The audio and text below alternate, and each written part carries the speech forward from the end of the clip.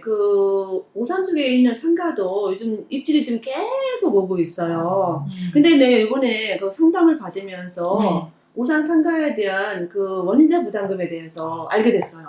그니까요. 지금 실장님 말씀 들어보니까 이거를 정말 좋은 정보 같아요. 근데 그 원인자, 네. 상가라는 게 원인자 부담금이라는 게 있는데, 네. 오수에 대한 그 부담금이에요. 네. 처음에는 그 건물을 지을 때, 네. 건축주가 그 오수, 그 부담금을 내는데, 상가가 분양이 되면, 이제 임차인이 들어올 거 아니에요. 그때는 건물주, 소유자죠. 소유자가 원인자 부담금을 내야 되더라고요. 네. 근데 이제 원인자 부담금이 바닥 면적 대비해서 네. 그 부과가 되기 때문에 한 25평 정도, 정도면 한 650, 30 정도가 나오는 네. 것 같아요. 그래서 거기서도 저도 이번에 처음 알은 소식인데, 세입 들어오시는 분들도 아니면은 임대를 놓는 이제 그 건물주 입장에서도 이게 좀 신경 써야 되는 부분이 네. 있는 것 같더라고요. 그러니까 오수라고 하면은 보통 이제 일반 의류나 다른 그런 업체보다는 요식업 쪽에 해당이 되겠죠? 그렇죠. 물을 네. 사용하는 거에 따라서 비례가 네. 되니까 오수 폐수가 나오는다는 얘기니까. 그러면요, 네. 만약에 내가 처음에 요식업을 시작했어요. 네. 그 다음에 다시 어떤 그 의류 매장에 다시 들어왔어요. 네. 근데 그 다음에 다시 이제 그 기간이 끝나고 한강 건너뛰어서 네, 요식업이 다시 들어오게 되면은 이때는 다시 이 부담금을 다시 내야 되는 건가요? 아니면 그러니까 승계가 되는 건가요? 제가 오늘 인터넷에 보니까 그 원인자 부담금을 그 오수 시설 들어오는 업종에서 네. 요식업이죠. 네. 들어왔을 때 10톤 이상이 되면 요거를 이제 발생을 해요. 그래가지고 그냥 영업 허가도 나오고 사업자 등록증도 나오는 것 네. 같아요. 그냥 나와서 이거를 운영하다가 네. 이 사람이 폐업을 하고 다른 업종, 별개의 네. 업종이죠. 뭐 사무실 임대나 뭐 의류업이나 얘기하는 것처럼 물을 사용하지 않는 어떤 이런 업종이 들어와서 사용하다가 그 다음에 다시 요식업이나 물을 사용하는 네. 업체가 들어오게 되면 원인자 부담금이 또 발생을 하더라고요. 그래서 그 임대차 계약을 맺을 때 그 세입자 입장에서도 어떤 그 업종의 요식업을 내가 해야 되겠다 하면은 원인자 부담금이 부과가 되어 있는지 아니면 지급을 했는지 또 다시 돈을 내야 되는지 좀 확인해 보는 게 참 중요할 것 같아요. 제가 요식업을 하고 있었어요. 네. 근데 이제 다시 들어오는 업체가 요식업이라면은 이게 승계가 되잖아요. 네네. 그러면은 이게 그때는 그 부담금을 네. 지불하지 않아도 된다는 그쵸. 거죠. 그게 10톤 이상이 가니까 물을 많이 사용한다는 얘기겠죠. 네. 그죠? 물을 많이 사용하니까. 그다음 또 중요한 게요. 네. 이런 경우에는 그 임차인이 뭐 그 사전 협의를 거쳐야 한다고 아까 말씀하셨잖아요. 네네네. 그 부분에 대해서 좀. 그러니까 임차인하고 그 지금 원인자 부담금이 아까 25평 기준 했을 때 한 650에서 30 정도 나온다 하면은 이거를 모르고 그냥 계약을 했다고 치면은 그 건물주 입장에서는 본인이 이 사업을 하기로 해서 계약을 한 거니까 본인이 내려갈 수도 있는 거고 임대차 세입자 입장에서는 원인자 부담금은 좀 건물주 입장에서도 해줄 수도 있는, 본인의 건물이니까 해줄 수도 있는데, 이게 본인한테만 다 본인이 해야 된다 하면은, 뭐, 보증금에, 또 인테리어 비용에, 추가적으로 원인자 부담금에, 이게 책임 소지가 누가 잘못이냐에 따라서 문제가 될 수 있잖아요. 그렇죠. 분쟁도 치닫게 되죠. 그래서 뭐, 또 건물주 입장에서는, 아니, 오늘 해지해라. 이러면 또 계약금만 뛰는 상황이 될 수도 있는 거니까, 임대차 계약을 맺을 때, 정말 그거에 대해서 사전조사를 좀 필히 하는 게 정말 중요한 것 같아요. 정말 사전협의를 반드시 거쳐야 된다는 거. 네네. 그래서 그 원인자 부담금이 납부되지 않으면 그 요식업 같은 경우에는 이제 알아봐야 되는 게 영업 허가증, 영업 등록증, 아니면 영업 신고증 이런 게 발급이 전혀 안 되고 용도 변경도 안 된대요. 그래서 이제 업종을 그대로 승계 시에는 부담금이 발생하지 않지만 이렇게 건너뛰어서 하게 될 때는 그런 게 있으니까 내가 임차인 입장이다 하면은 그게 있는지 없는지 납부가 되어 있는지 안 되어 있는지 승계가 가능한지 불가능한지 이걸 알아보고 추가 그 분담금이 어느 정도 발생이 되는지를 그 관할 시 군청에서 알아보면은 답이 나올 것 같아요. 그런 부분도 좀 꼼꼼히 챙겨야 돼요. 그리고 그죠? 이게 만약에요 요식업을 하다가 만약에 그 보통의 전세 계약은 5년을 가잖아요. 네네. 근데 그중 한 2년 정도만 하고 그냥 안 했다 그러면 환급이 되나요?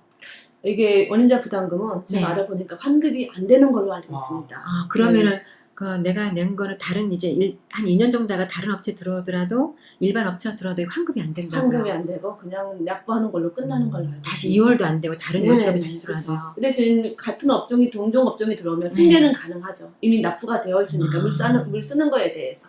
예.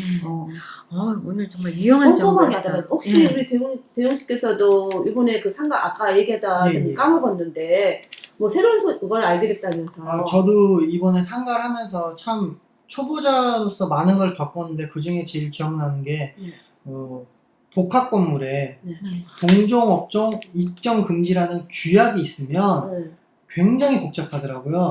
그래서 제가 오늘 이 방송에 간단하게 말씀드리려고 하면 복합 건물에 동종업종 입점금지라는 관리 규약이 있다고 하면 그 건물 내에 그 동종업종이 있으면 못 들어갑니다. 예를 들면 그 건물 안에 설렁탕집이 있어요. 근데 다른 설렁탕집이나 음식점 비슷한 뭐 그런 곰탕집이 거기를 들어가려고 하면 동종업체 입점 금지라는 관리 규약이 있어서 그분이 이제 민사소송을 걸어서 영업정지 가처분을 내면 그 들어오시는 분은 영업을 못하고 지게 돼 있습니다. 이거는 판례를 보니까 많이 나와 있더라고요. 그래서 지금 뭐 경매뿐만 아니고 뭐 자기 사업을 하시는 분이든 아니면 상가를 사서 돈을 벌려고 하시는 분이든 그런 거는 처음 알았는데 그 자기가 살려고 하는 상가의 관리 규약은 한번 읽어보셔야 됩니다. 그걸 안 읽어보고 그냥 내 건물 내가 들어가 살 건데 또는 내 상가 임대료 내고 사는데 옆에 뭐가 있든 내가 뭔 상관이야 라고 하면 그 대법원 판례가 영업권을 보장해주기 때문에 그 기존 업체에 대해서 영업정지 가처분 나올 확률이 높고 그러면 들어오시면 영업을 못하고 그러면 막대한 손해를 보니까 이거에 대해서는 사전에 확실히 알아보셔야 돼요. 그러니까 원인자 부담금 동종업종 입점 불가능에 대한 것도 상가 그 복합상가일 경우에는 특히 알아봐야 되는 게 이번에 그거에 대해서 알아본 이유가 있었어요? 문제가 됐었나요? 제가 10층 건물에 10층인데 제가 매매를 했던 당사자가 교회를 하신다고 했습니다. 근데 5층에 교회가 있더라고요. 그래서 연락이 오고 저는 그 사실을 알고 있었기 때문에 동종업체에 입점 불가니까 교회가 있으니까 못 들어오겠구나. 어느 누가 자기 건물에 교회를 하고 있는데 위층에 교회 오니까 사인해주세요 하면 누가 사인을 하겠습니까? 참고로 저는 모태신앙이고 종교인입니다. 그래서 교회 발언에 대해서 굉장히 조심스러운데 그래서 얘기를 했더니 반대를 하시더라고요. 그 교회 분들이. 그래서 생각을 해보니까 그래서 이번 계약을 포기했습니다. 그래도 혹시나 포기를 하고 근데 이제 밤에 새벽에 인터넷 조사를 하고 막 이거에 대해서 몇 시간을 공부하고 아는 지인한테 물어보니까 어느 순간 이게 탁 뜨이더라고요. 이거 뭐지? 다 이익단체네? 돈 벌려고 하는 상가네? 그쵸? 근데 나는 교회한테 매매하려고 그러는데 교회도 이게 되나? 비영리단체. 비영리단체지 않습니까? 그래서 그거에 대해서 막 팠습니다.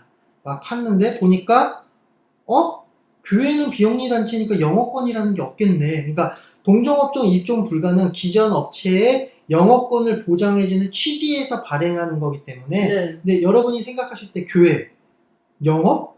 수익하고 상관없으니까 이게 좀 어폐가 안 맞잖아요. 그거를 제가 번뜩이는 그러니까 사람이 궁하면 통한다고 이게 몇 날 며칠 고민하고 새벽에 고민하다 보니까 이게 번뜩이더라고. 그래서 그 점을 뚫어서 해보니까 할만한 겁니다. 근데 제가 이게 초보자의 실수라고 저희 협회장님한테 많이 혼났습니다. 자세히 안 알아보고 제전문가의 얘기를 안 알아보고 그냥 단순히 네이버나 대법원 판례를 보고 이럴 것이다라는 제 예상만 하고 계약을 해버렸거든요. 그러니까 협회장님이 그 큰 돈 왔다 갔다 하는데 개인 판단 전문가 자기도 있는데 전화 평소에는 잘만 하더니 이런 중요할 때는 안 한다. 그래서 이번에 제가 느낀 내 욕심에 내가 눈이 가리고 귀가 가렸구나 하고 나서 걱정되니까 협회장님한테 전화 통화를 했거든요. 그리고 나서 이제 그 외에 이제 제가 이제 변호사 상담도 하고 해보니까 운이 좋았습니다. 진짜 운이 좋아서 그렇게 된 거였습니다. 그러니까 여러분들도 뭐 만약에 들으시고 뭐 소금쟁이 하고 PT 하시면 중요한 결정 앞에 전에는 자기 판단도 중요하지만 전문가의 의견을 들으셔야 됩니다. 왜냐면 저는 초심자의 행운이 따라서 이렇게 됐을 뿐이지 제가 만약에 했는데 아니었다고 하면 저는 막대한 계약금도 물어줘야 되고 위약금을 위약금도 물어야죠. 물어야 되고 그런 일이 있었으니까 그래서 동종업종에 대해서 배웠고 그래서 전문가하고 이야기해야 된다는 걸 배웠고 그래서 PT를 해야 된다니까요. 그쵸. 여러분들도 진짜 어떤 계약을 하게 함에 있어서 네. 욕심이 눈을 가리고 귀를 가리더라고요. 저도 매매를 하고 싶으니까 평소에는 협회장님한테 전화 자주 하더니 중요할 때는 안 하더라고요. 왜냐하면 왜 협회장님이 그랬어요? 반대하면 안 되니까 내 응. 욕심에 내가 발목을 잡은 거예요. 응. 뭐 디테일한 거는 말씀드리기 못하지만 제가 계약 조건에도 제 발목을 잡는 약정 같은 것도 했어요. 제 욕심에. 특약을 설정하신 네, 거죠. 그렇죠. 네. 그거에 대한 문제가 발생시 제가 책임지겠다라는 그런 네. 걸 알았어요. 그래서 협회장님한테 혼났습니다. 그런 건 무섭죠. 네. 그러니까 그런 게 있었습니다. 그래서 쉽게 매매된 것도 아니고 매매하면서도 험난했습니다. 그런데 항상 부자 마인드라는 생각이 여기서 또 느꼈던 게 부자 마인드구나. 이런 고통을 즐기지 못하면은 이게 쉽지 않겠구나. 만약에 이게 고통이라 생각하고 회피만 했으면 내가 이 짧은 시간에 내 연봉만큼 어떻게 벌었을겠냐 그런 생각이 들더라고요. 그래서 지금 저도 이제 실장님이 얘기하신 원인자 부담금 이 정보는 진짜 유익하고 저도 오늘 처음 알았고요. 그리고 동종업종에 대해서는 여러분들이 그냥 기본 상식으로 알고 있으셔야 돼요. 근데 저는 그 상식도 없었는데 이번에 많이 배웠습니다. 그래서 지금 이 방송을 듣는 분들도 진짜 저 일반 소시민이거든요. 제가 여기에 돈 받는 사람도 아니면 그런 거 아니에요. 저는 진짜 일반 소시민이고 셀러리맨이고 아이들 둘을 가진 일반 가장입니다. 근데 제가 이 성공 사례라고 오는데 2년 걸렸습니다. 2년 걸리고 그동안에 부자 마인드도 계속 강화했고 경매에 대한 열정을 잃지 않으니까 그 열매를 지금 땄다고 생각을 합니다. 그래서 이 방송 듣는 많은 셀러리맨들도 팟캐스트 한번 들어보시고요. 자기가 이게 관심 있으시면 소금쟁이는 돈 드니까요. 그래서 무료 강의 들어보시고요. 하면요. 이게 감이 씁니다. 이게 약간 나쁜 건지 좋은 건지 나랑 맞는지 안 맞다고 하면 도전하시고 얻으세요. 저는 진짜 이걸 하는 게 일반 셀러리맨들 제 동료들 보면 저랑 같이 근무했는데 회사만 너무 열심히 일하세요. 재테크 같은 거 주식 좀 하시고요. 돈이 안 돼요. 시간이 없어요. 시간이 없습니다. 참고로 저는 7시에 출근해서 11시에 퇴근하는 셀러리맨입니다. 그러니까 근데 경매는 할 수 있었습니다. 그러니까 여러분들도 관심을 갖고 주식 투자 지금 하고 계시다면 계속 하시면서 경매책도 읽어보시고요. 도 회장님 책도 한번 읽어보세요. 그러니까 책을 많이 읽어보세요. 경매에 대한 책. 그러면 모르면서 또 비교하게 되니까 알게 되더라고요. 그래서 저는 지금 이 자리에 선 거 다시 한번 감사드리고 저 와이프 저 도움 주신 분 그리고 이거 물건 소개해 주신 분 회장님 그리고 우리 곽 실장님 그리고 황금위원님 너무 감사하고 올해는 이렇게 샀잖아요. 네. 내년에 또 해서 다시 쓸 것을 약속드립니다. 그때는 네. 더 좋은 물건 받아서 더 성공한 스토리를 할 겁니다. 제가 김대용입니다. 정말 환영합니다. 그러면은 네. 지켜봐야 되네요. 네, 그죠? 감사합니다. 내년에 언제쯤에 이런 두 번째 기대가 되는 방송할 것이면 근데 이제 중요한 거는 이제부터 시작인 거예요. 네, 맞습니다. 결국 보면은 이제 그죠? 그쵸? 이제부터 시작인 거죠. 네. 사건에서 이 정도 연봉에 대한 수익이 나왔고 이걸 또 기반으로 해가지고 두 번째 물건을 해서 내년에 어떤 수익이 나오는지를 이제 조심스럽게 이제 공부해가면서 예, 또 맞습니다. 투자 공부도 해야 되겠죠. 실수도 많으셨지만 또 그만큼 배운 것도 많으시고 또 그만큼 신중하게 접근들도 여러 번 하신 것 같아요. 실수라기보단 자기 그게, 욕심이 컸죠. 결국은 맞습니다. 실수가 아니라 자기 욕심이 컸어요. 내려놓지 맞습니다. 못하는 예. 조그만한 것 때문에 맞습니다. 통이 좀 커야 되는 것 같아요. 맞습니다. 네, 오늘 들으면서 그 생각을 다시 한번 해요. 통이 좀 커야 된다는 거. 그것도 좀 있습니다. 그 임양숙님 그 강의를 듣다 보면 그렇잖아요. 맞습니다. 예, 소금쟁이 배짱. 끝나고 뒤풀이 갔을 때 음, 제가 일부러 양숙님 끌고요 갔어요. 네. 네, 그래서 앞에 앉으셨는데 말씀하실 때 자기 모든 이게 확고하시더라고요. 그리고 또 이렇게 돈이 되는 것과 안 되는 것에 대한 그런 인식도 정말 정확하시고 모든 기준이 돈이 거기에 다 맞춰져 있어서 그러면서도 정말 인간미를 잃지 않으시고 그래서 내가 많이 배워야겠구나 생각했는데 오늘 대영 씨 그때 그분도 들으면서 입찰가 선정에 있어서 선정해 줄 금액보다 그저 그래도 더 300만 원이 더 썼어요. 왜? 나는 이 물건을 꼭 가져야 되니까 내가 놓치면 안 되니까 이 정도 써도 된다고 가이드라인 제시해줬는데도 더 썼어요. 돈이 본인이. 크세요 정말. 근데 그게 왜 중요한 게 보통은 가이드라인이 높아서 1위와 2의 차이가 좀 갭이 크면은 내가 이거 잘못 썼나? 너무 많이 써가지고 손해본 거 아닌가라는 생각을 가지고 있는데 이 물건이 나한테 소중한지 안 소중한지 내가 이 물건을 가져야 된다 하면은 약간의 그 통 큰 부분이죠. 그죠? 네, 맞습니다. 그게 몇 푼 되지도 않아요. 300이라는 돈 생각하면 큰데 이자로 따지면 정말 몇천 원도 안 되는 이자잖아요. 그죠? 그래서 이게 내가 가져야 되는지 안 가져야 되는지 이 부분을 딱 바라보고 꼭 가져야 될 딱 하면은 좀 더 높게 써서 너무 달랑달랑하게 예, 입찰해가지고 맞습니다. 낙찰 받는 그런 과감한 투자가 그쵸, 필요하기 과감한 때문에. 투자. 네. 맞습니다. 맞습니다. 지금 뭐 거의 마무리할 시간 돼가나요? 네. 시간이 벌써 이러다 네. 보니까 1시간이 갔어요. 네. 내 얘기가 너무 즐거웠던 것 오늘요 같아요. 목사님 오신 것 같아요. 이렇게 저희를 신도처럼 저는 지금 입을 가만히 벌리고요 네. 듣느라고 그리고 막 주인공이 두 분이시니까 저는 거의 이렇게 듣고만 있는데요. 네. 오늘 정말 대영 씨 정말 잘 모신 것 같아요. 그래요? 네. 많이 배웠습니까? 정말. 저도 많이 배웠어요. 그 말씀하시는 그 한마디 한마디가 정말 우리가 경매한 사람들이 들어야 되는, 가져야 되는 그 중요한 마인드만 콕콕 집어서 말씀해 주시니까 너무 좋고요. 아니, 처음에 제가 대영 씨를 잘 몰랐어요. 왜냐면 우리 팀도 아니었고 예. 거의 저랑 말을 해본 기억이 예, 없죠. 저도 얼굴만. 예. 그런데 오늘 계속 처음 만나 뵙고 지금 얘기하다 보니까 점점 더 멋있어 보여요. 왜 이러죠, 제가? 자, 오늘 마무리로 우리 대용 씨 마지막 인사말 해주세요. 우선 이 자리에 선 거를 다시 한번 정말 감사하고, 저희 어머님, 저희 장모님이 저를 위해서 많이 기도해 주셨어요. 네. 그래서 저도 뭐 종교를 떠나서 누군가가 저를 위해서 기도해 주고 걱정해 준다는 거에 대해서 저희 와이프도 너무 감사하고, 근데 저는 그렇습니다.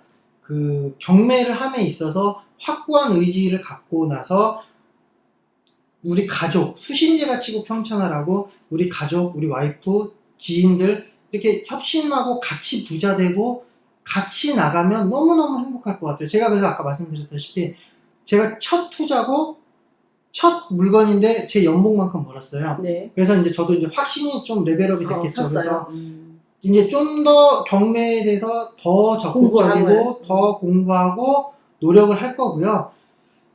다시 한번 말씀드리지만 셀러리맨 여러분, 제가 다시 한번 말씀드리지만 직장생활 여러분들 한 10년 해보면 미래가 보이지 않습니까? 저도 보이거든요.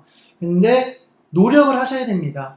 좋아요. 주식을 하셔도 좋고 뭘 하도 좋은데 그 중에 경매라는 게 있다는 걸 관심을 갖고 가지시고 이 팟캐스트를 들으시는 분들은 경매에 대해서 어느 정도 관심이 있으신 분들이니까 한번 해보세요, 진짜. 지금 대용 씨의 말을 듣고 방송 들으면서 경매가 괜찮을까 안 괜찮을까 이거 편견을 가지고 있는 네. 사람의 중심이 왔다 갔다 했던 분들 대용 씨 얘기 듣고는 좀 확신이 서겠어요.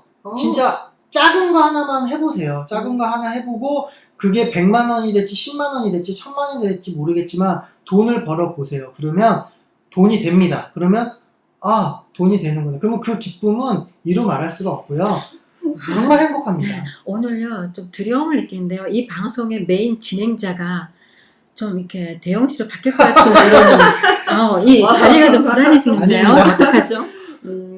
자, 이제 마무리 지으면은 네. 결론은 그런 것 같아요. 일단은 배짱이 있어야 되고 예. 좀 그 분야 마인드를 가져야지만 좀 여유로움도 생겨야 나한테 좀 느긋함이 있어야지만 그러니까 경매는 결국은 돈이 되는 거기 때문에 돈이 당장 될 수도 있고 1년 후에 될 수도 있고 2년 후에 될 수도 있어요. 아니면 또 길게 3, 4년 후에 될 수도 있고 좀 기다림의 미학이 좀 필요한 것 같고 그 기다림의 미학이 있으면서 좀 마음을 내려놓는 게 참 중요한 것 같고 아까 두 번째 투자 좀 있으면 이제 대표님하고 다시 한번 컨설팅 상담을 할 건데요. 예, 맞습니다. 좋은 결과를 해서 좋은 물건 선정해서 또 내년에 두 번째 두 번째 해야죠. 방송했으면 좋겠습니다. 축하드립니다. 감사합니다. 박수.